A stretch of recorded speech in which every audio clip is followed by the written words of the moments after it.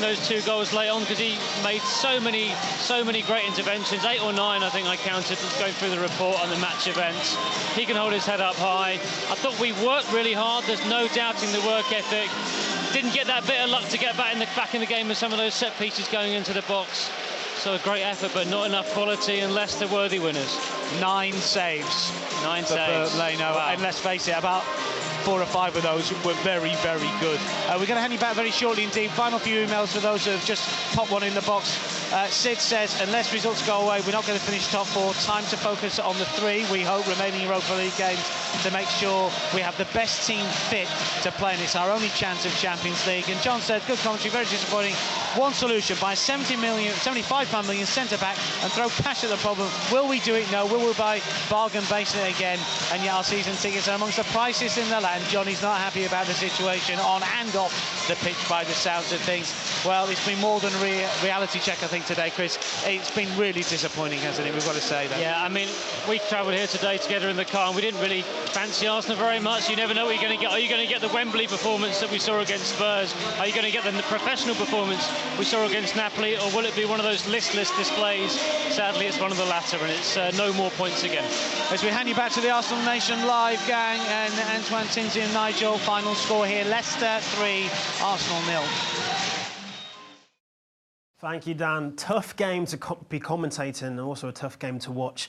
Not the result we wanted. We can go straight to the league table, see where we're at right now. Of course, we're still in 5th place with Chelsea and Manchester United playing tonight 4:30. Let's look at the goal difference, and we can see that 3-0 really has put us square with Chelsea when we did have the advantage for a while. Not good viewing, lads. No. In terms of going forward, is it time to concentrate on the Europa League, or are we still there or thereabouts for the top 4? Go to you, Nigel, as there's a wry smile on your face. Yeah, well, we are there or thereabouts, but unfortunately, any result in the Manchester game today, so if Man United win or Chelsea win, if Man United win, they go a point ahead of us, so Chelsea stay a point ahead, but one of those 2 teams will win their 2 games remaining at the end of the season. So I think the only hope for us is that game is a draw. But do you agree with that? Do you want to draw, or is Chelsea running a little bit harder, so you rather than win but then lose the last 2? Yeah, United's running is definitely easier. I'm not sure, but I don't. Are we discounting Spurs as well? Like, because they got Champions League, or I don't know. Like, it's just annoying because, yeah, as Nigel says, like, whatever the results are now, it's just not in our hands at all. There's at least. I think we are clutching at straws and trying to stay positive. When I think really what we need to happen now is just let the season run its way through. You know, we're going to look. Obviously, we've got the Europa League coming up, but Unai Emery has still done a good job. Yeah. But what he's going to have to look at, he will have analysed, although he wasn't manager last season and away form, he's going to have looked at this season, and he knows that something has to change. Arsenal are a big club that is in transition, and quite simply, it's not a coincidence that 2 years running your away form is well away from where it needs to be to start really.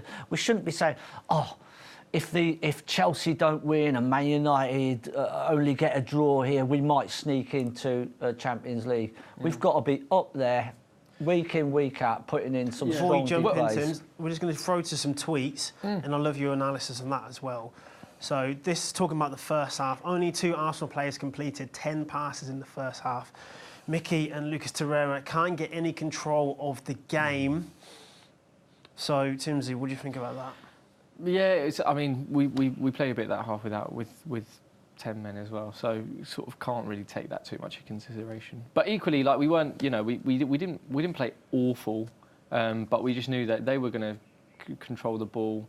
We were playing on the break, so it was not really surprising. But yeah, in general, it's just, as Nigel was saying, like the fact that now it's just not in our hands. A few weeks ago, that's the position you want to be in, where we know it's all in our hands. If we win the games, or if we win, say, 4 out of the next 5 games, draw 1 or whatever, or lose 1, we'll be in the Champions League. So we were in that position. That's exactly the sort of position we want to be in next season, where it's all on our hands. We're still probably a way off challenging for the title, but say next season we really, really cement ourselves as a Champions League club. That's where we want to be. And this year we've just seemed to be, we've fallen off a little short. So well, we have some more tweets I'd love to get your opinion of, lads. So we're going to read those. So here's some memes. Floor is top four: Man United, Arsenal, and Chelsea. It kind of does seem like that. Anyone could fall in. We're falling right now, but hopefully tonight's result's going to help us. We've got another little meme we're going to throw in. The floor is Champions League, Arsenal. We're trying to avoid it at all costs, it does seem, as we did think it was going to be easy running, but we've got one more we're going to throw up to bring some laughter. But that was that, actually. So, lads, Europa League, Nigel, do we carry on this, I don't know, negative lack of confidence that we've got from these last 3 losses, or do we just wipe the slate clean? Would the lads be able to get out of their mind? As a, when you're professional, when you're playing, you've always got to analyse your last performance. But once that game is finished and you've analysed your performance, good or bad, obviously you hope it's good because you want that consistency of goodness going forward all the time. But if it's not so good, you've got to analyse it. And then you've got to wipe it away. You've got to almost forget about it. It seems ruthless, but wipe that away and then think about the positive performances that you've had to take forward into the away games. For me at the moment, it's so frustrating watching Arsenal. I'm sitting here hoping every single time I come in and watching an away game that we're going to put in a performance that maybe we've seen at home. More like, and I just, for the life of me, I can't think, and I keep looking and trying to work out why is it that, and I keep talking about our away form is so much different from our home form. We have some analysis here that might at least give us some more questions to ask or some answers to what we've been talking about. Trust Arsenal to make an away match versus Napoli look like a training drill, only to go on and make games versus Crystal Palace, Wolves and Leicester look like we're playing Barcelona, Juventus and Manchester City. So what did we get right against Napoli that we've just failed in the last 3 games? I don't know. The fact that we had such a good first leg against Napoli, and going into the away leg, knowing that we haven't conceded, we're 2 goals up, we were playing really well. Plus, we had a good team out as well. So that's one thing where I think we had such a good team out for the Europa League games. We've sort of, taken these games for granted, not played as good a team as we probably could have and should have, retrospectively looking at it. But, we just, I think, much more professional. It was a bigger game as well. I guess, personally anyway, when you're playing Saturday League, Sunday League, whatever, it's easier to get yourself up for a game if it's a big game, if you're challenging for the league. I don't know if back in Tim's professional appearance. No, that's what I said, that's Saturday League, Sunday League. But I don't know if you found that. I just feel, because we're analysing the whole season so far, particularly away from home, but if you just look at today's game, all right, let's say we're not playing great, we're conceding a few chances, but we're 0-0. And then all of a sudden we have one big opportunity with Iwobi. Yeah. Now imagine if you take that opportunity and then you don't take the opportunity, man gets sent off, Maitland-Niles. You're right on the back foot because we're not winning games away from home with 11 and all of a sudden you've got to try and finish it with 10, which puts you in a... So you've got to somehow become, when you're at 0-0, this is what I was talking about, big opportunities. The Leno has made some important saves for us to keep us in it. But then you produce one crucial moment for you going forward.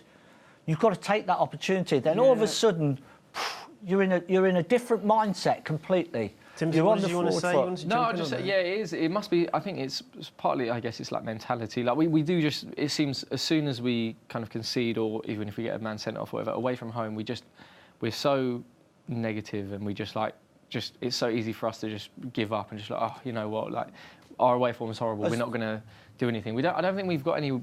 Not to say leaders. I don't want to like just go back to that old saying of like, Arsenal have no leaders, whatever. But it's like we don't have those. Someone like Ramsey, for example, who's a leader in the way he plays rather than being the captain. Where you need those really players who like take it upon themselves to change the game and to really bust the gut. We have those changes when we're at home, though. There's players who often do lift our spirits in their home performances, but away it seems like people, I don't know, their confidence gets sapped from on that coach trip. I'm a big believer in, if you want to see how good a player is, watch him away from home 10 times, never watch him at home. Because at home. At home, you've got 60,000 people adoring you. You go away to Old Trafford, you've got 70,000 people that hate you. That tells me what sort of player is going to stand up and be counted for wearing the red of Arsenal. But I think today we can look at this whole season any way we want, but it will not excuse our defending for the second goal. That doesn't matter whether you've got 10, 12, 9, 11 on the pitch. That is just lack of concentration. Yeah, and non-pop from the goalkeeper. Straight from the goalkeeper. So I think from my point of view, if you look at this as a whole season, we're still in Europa League, which is massive for us now. Outside chance of top 4. I still think whatever happens, you know, Unai Emery has steadied the ship because no one knew what was going to happen after Arsene Wenger left. Such a long time in charge, but he also if he's a clever manager, as I just said to you early on, just repeating myself, he's going to look at last season when he wasn't here.